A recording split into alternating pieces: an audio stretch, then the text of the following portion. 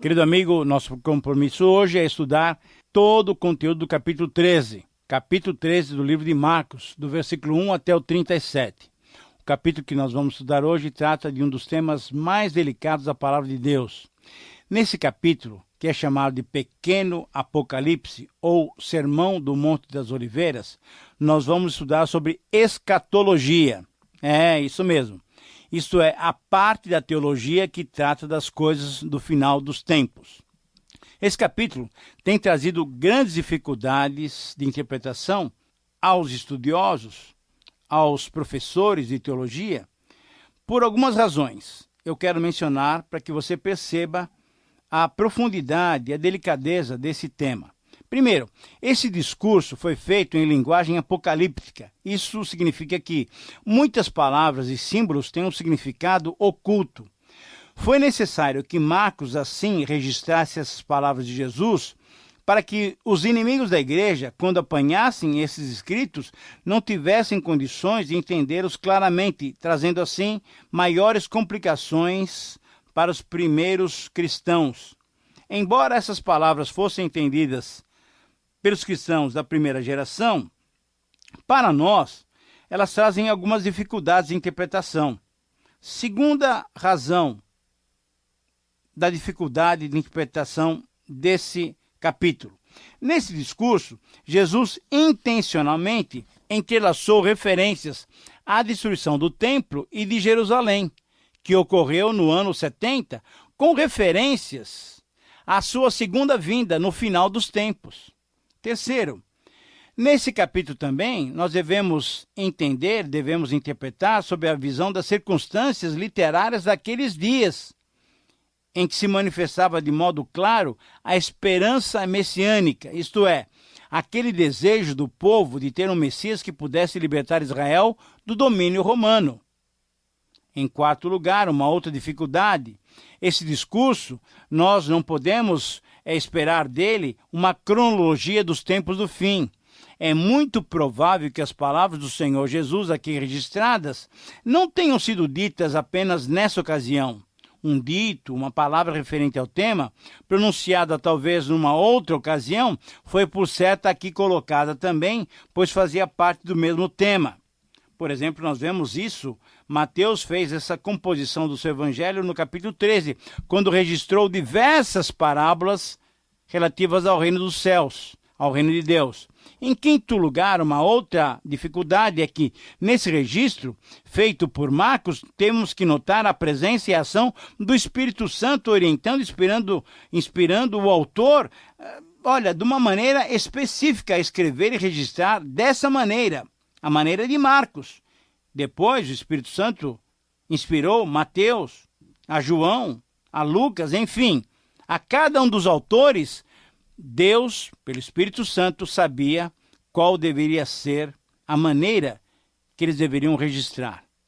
Portanto, eu gostaria que você estivesse com a sua Bíblia aberta no capítulo 13 do livro de Marcos e, na verdade, em espírito de oração, fosse acompanhando essas 5 considerações que nós temos que fazer nesse capítulo. Então, Marcos 13, 1 a 37, vamos olhar 5 porções. Vamos dividir esse texto em 5 porções. Em primeiro lugar, nos versículos 1 a 4, Jesus ensina sobre a destruição do templo de Jerusalém. Para entendermos bem essas palavras, nós precisamos entender o contexto em que elas foram ditas.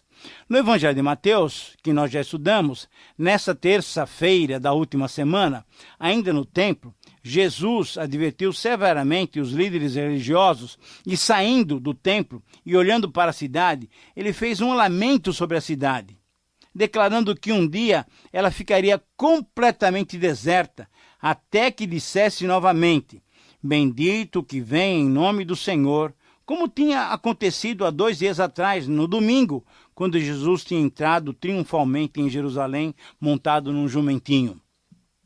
Os apóstolos não entenderam como aquilo poderia acontecer com Jerusalém. Nossa, o centro religioso da nação.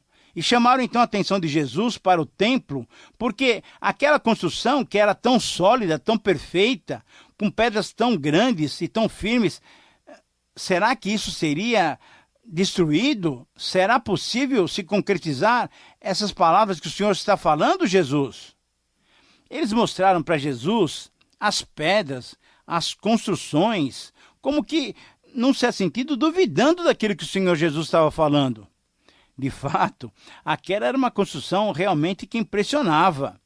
Por volta do ano 19 a.C., isto é, cerca de 15 anos antes de Jesus nascer, Herodes começou a reconstruir o templo que já fora reconstruído por Esdras, depois lá da volta do exílio da Babilônia, em 516. Herodes fez do templo uma das mais belas construções de Jerusalém. Seu objetivo não era agradar a Deus. Infelizmente não era, mas era agradar e apaziguar os judeus a quem ele governava. Essa construção, na verdade, só foi terminada por volta de 64 depois de Cristo, mas também logo depois, no ano 70, quando os romanos invadiram Jerusalém, sob o comando do Marechal Tito, o templo foi completamente e definitivamente destruído. E olha, ainda permanece em ruínas 21 séculos depois. Então, diante da observação dos seus discípulos, o Senhor Jesus foi muito enfático e disse que não ficaria pedra sobre pedra que não fosse removida. E diante das palavras de Jesus, Pedro, Tiago, João e André, em particular, perguntaram para Jesus o seguinte: quando que essas palavras seriam cumpridas e que sinal haveria desses acontecimentos? Querido amigo, muitos de nós nos orgulhamos das cidades e das grandes construções que temos em torno da nossa vizinhança. Mas lembrem-se, tudo desaparecerá, tudo será destruído. Todas as coisas serão arruinadas e removidas. Nada aqui é eterno, senão as nossas vidas. E você? Como é que você tem construído a sua vida? Você tem alicerçado a sua vida em valores humanos e passageiros, ou você tem firmado a sua vida na rocha, que é o Senhor Jesus Cristo? Em segundo lugar, nos versículos 5 a 23, Jesus adverte contra os falsos mestres e contra os falsos ensinos. A partir do versículo 5, Jesus começa a responder às perguntas dos discípulos relativas à destruição do templo. E, por todo esse capítulo, estão ligados o anúncio da destruição do templo com as profecias relativas aos acontecimentos do final do tempo. Isso aconteceu porque, conforme o entendimento dos discípulos, a destruição do templo seria um dos acontecimentos que anunciariam o fim dos tempos. Na verdade, temos que entender que os acontecimentos profetizados sobre a destruição do templo, de certa maneira, antecipavam e serviriam como um tipo, como uma prefiguração dos acontecimentos do final dos tempos. Nesses versículos 5 a 23, nós vamos encontrar 7 colocações que o Senhor Jesus Cristo fez sobre esse tempo situado entre as suas duas vindas. Esse tempo é chamado de o Dia do Senhor. É um tempo anterior à queda do templo de Jerusalém e o seu retorno, a sua segunda vinda em poder e glória. Primeiro, Jesus advertiu e disse: ninguém vos engane, não se assustem, não é o fim. Ficai de sobreaviso. Ai das que estiverem grávidas, orai, não acrediteis, e novamente, ficai de sobreaviso. Jesus, em resumo, estava pedindo o quê? Vigilância. Segunda observação, Jesus mostrou alguns sinais desse tempo, isto é, desde a queda de Jerusalém, ano 70, até o seu retorno. Quais sinais? Muitos virão em meu nome, muitos dirão sou eu, muitos serão enganados, ouvireis de guerras e rumores de guerra. Se levantará nação contra nação, reino contra reino, haverá terremotos, haverá fome, sereis presos, sereis açoitados, sereis colocados diante de governadores e reis. Haverá traição entre irmãos, entre pais e filhos, sereis odiados de todos por causa do meu nome. Jesus, em resumo, mostrou as grandes dificuldades que todo cristão vai passar. Nós estamos passando, e aqueles primeiros cristãos passaram também por essas mesmas dificuldades. Em terceiro lugar, Jesus especificou a necessidade de alguns processos. Vamos a eles. Primeiro, o evangelho deveria ser pregado a governadores e reis e a todas as nações, conforme o versículo 10.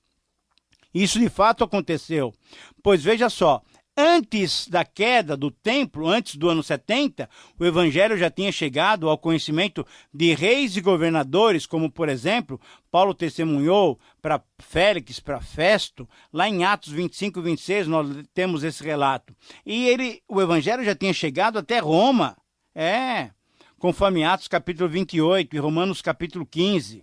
Jesus especificou também um outro processo, isto é, que o Espírito Santo daria as palavras certas para os cristãos testemunharem quando eles estivessem diante dos seus acusadores, conforme o versículo 11. E isso de fato aconteceu, como por exemplo com Estevão, a quem não se podiam opor, tamanha a sabedoria que o Espírito Santo lhe dava. Agora, precisamos entender bem essa orientação. Assim como aconteceu com Estevão, pode acontecer conosco. No momento de tremenda aflição, de muita dificuldade, o Espírito Santo nos dará palavras de sabedoria.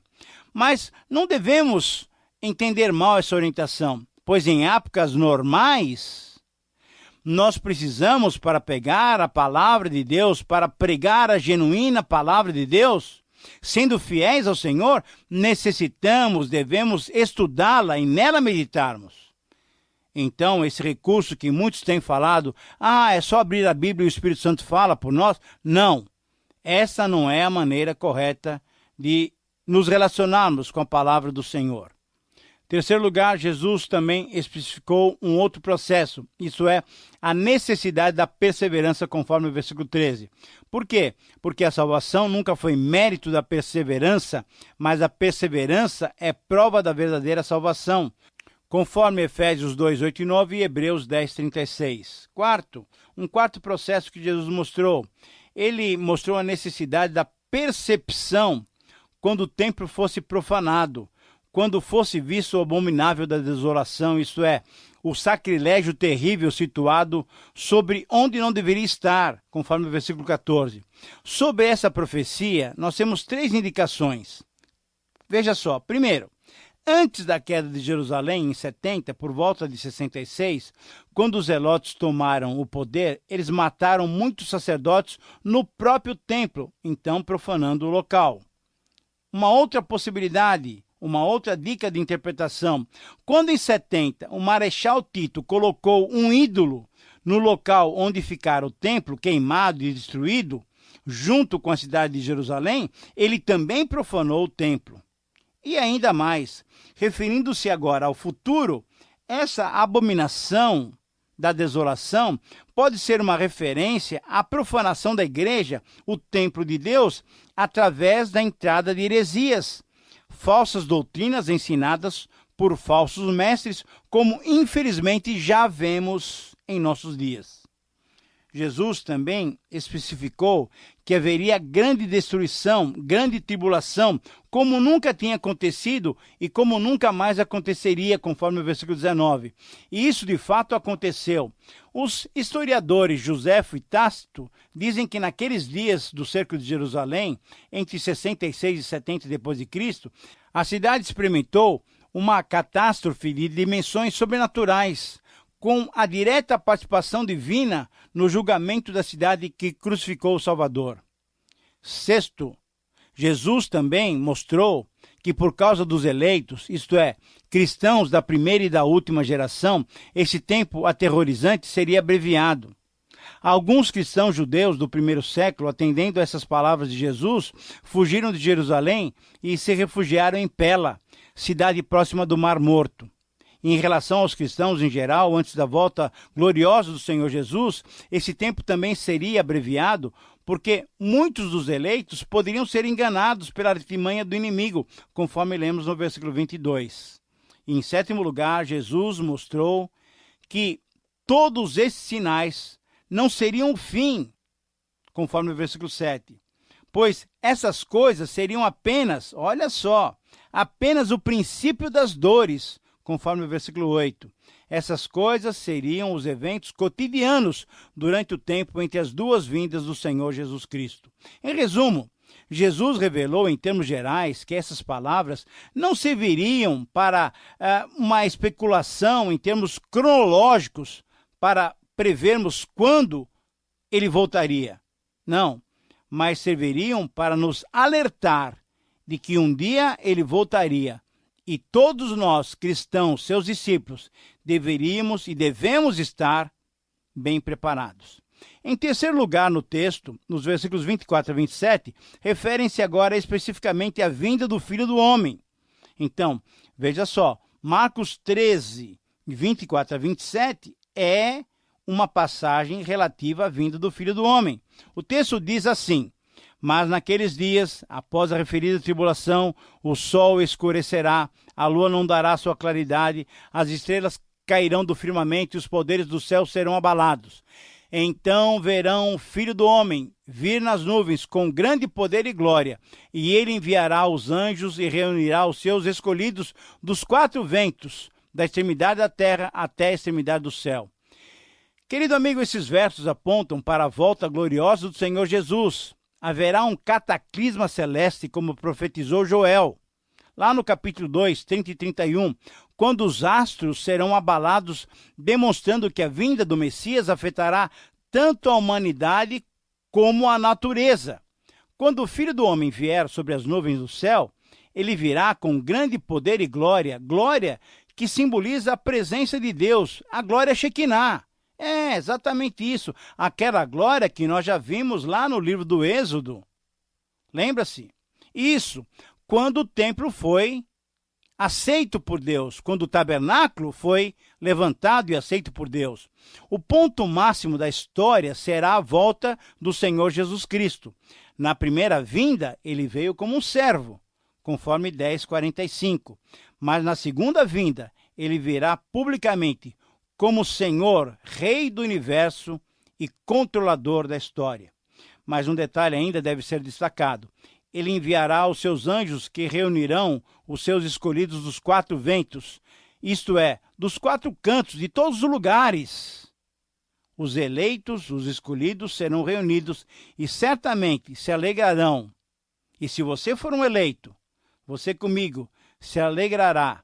Ficaremos agradecidos e encantados pela grandiosa manifestação do nosso Salvador.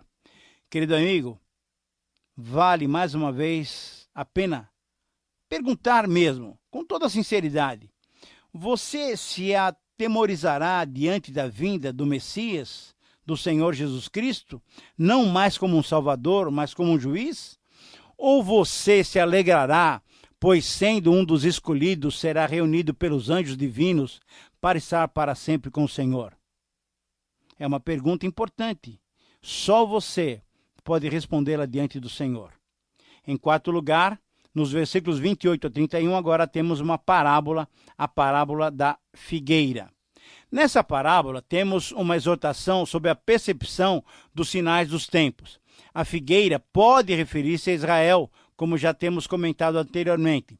Mas no texto paralelo, lá em Lucas 21, 29, Jesus fala sobre a figueira e todas as outras árvores. Ora, se Jesus fala isso, não devemos fixar a nossa interpretação pensando somente em Israel. O texto diz assim: aprendei, pois, a parábola da figueira. Quando já os seus ramos se renovam e as folhas brotam, sabeis que está próximo o verão. Assim também vós, quando virdes acontecer essas coisas, sabei que está próximo, está às portas. Em verdade vos digo, que não passará essa geração sem que tudo aconteça. Passarão o céu e a terra, porém as minhas palavras não passarão. Querido amigo, este é um dos ensinos em que nós vemos muito bem intercaladas palavras a respeito do final dos tempos, com palavras relativas àqueles dias, àquela geração, à destruição do templo do ano 70. Esse capítulo 13, esse sermão profético, nos revela os acontecimentos daqueles dias e nos dá sinais da vinda do Senhor Jesus, do seu retorno, da sua segunda vinda. Nesse parágrafo, o sinal revelado nos chama a atenção.